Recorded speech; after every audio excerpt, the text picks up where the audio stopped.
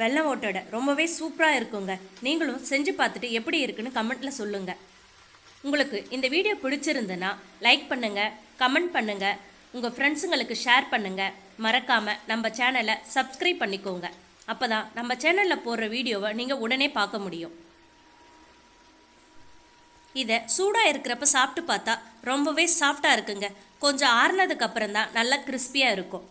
இப்போ பாருங்கள், இந்த கலராக இருக்கிறப்ப நம்ம இதை எடுத்துடலாம்.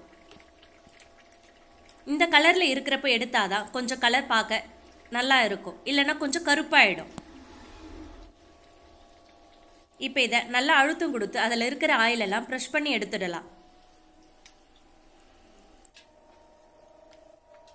இப்போ அதை நம்ம ஏற்கனவே வச்சிருக்கிற ஓட்டோடையும் கூட போடாமல் தனியாக போட்டுக்கோங்க. ஏன்னா மேலே மேலே போட்டோம்னா கலர் நல்லா சேஞ்ச் ஆகிடும். இப்போ பார்த்தீங்களா, இந்த மாதிரி ஆற வச்சுக்கோங்க.